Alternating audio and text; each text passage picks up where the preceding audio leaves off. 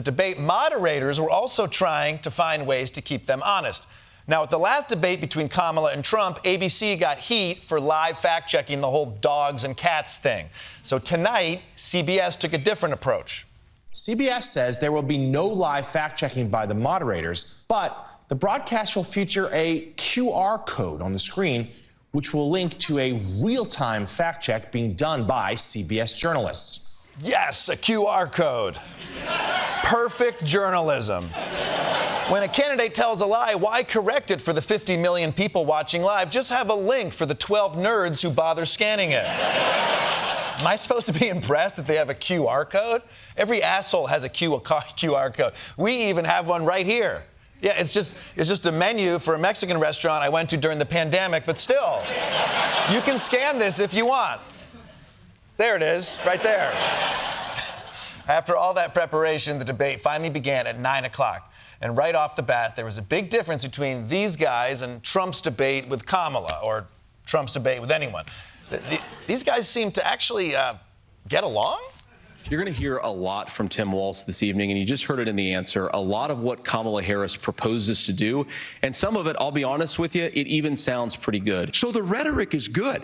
Much of what the senator said right there, I'm in agreement with him on this. Governor Walz and I actually probably agree that we need to do better on this. I believe Senator Vance wants to solve this. I agree with you. I think you want to solve this problem. I agree with a lot of what Senator Vance said. I actually agree with Tim Walz.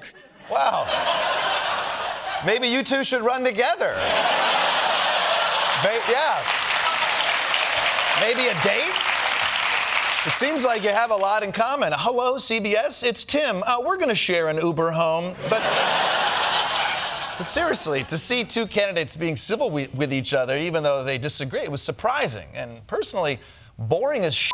I mean, talk about something interesting like who's going to eat the cats. Nobody's going to turn any of these sound bites into a TikTok. That's not to say the whole thing was cordial. There was one moment where things got so heated the moderators had to take matters into their own hands. Well, Margaret, but thank you, Senator. We have so much to get to. Margaret, I think it's important because we're going to turn out of the economy. Thank Margaret, you. That is the facilitation of illegal immigration, Margaret, by our own leadership. Thank you, Senator, for describing the legal process. We have so much to get to, Senator. The CBP One app has not been on the books since 1990. It's something that Kamala Harris created, Margaret. Gentlemen, the audience can't hear you because your mics are cut. Okay, now, that's within the rules, but it did seem like they kind of enjoyed it. No, no one can hear you because we cut the mics.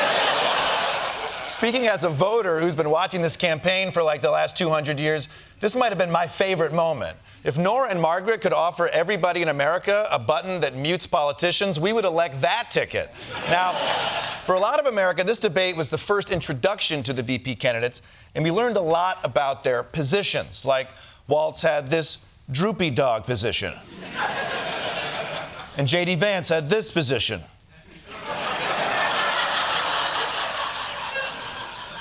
But they both surprised me a bit. For example, when talking about immigration, Walz quoted a book I didn't think Democrats had ever read. I guess it's called the Bible?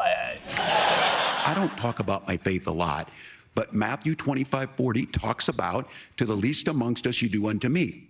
Wow, Tim Walz has really stolen every Republican shtick. You know, he's folksy, he's into cars, hunts, quotes the Bible. You know, what's next? He's going to find out he's the webmaster of nudeafrica.com. And we learned a surprising thing about Vance as well. He does support diversity in certain circumstances.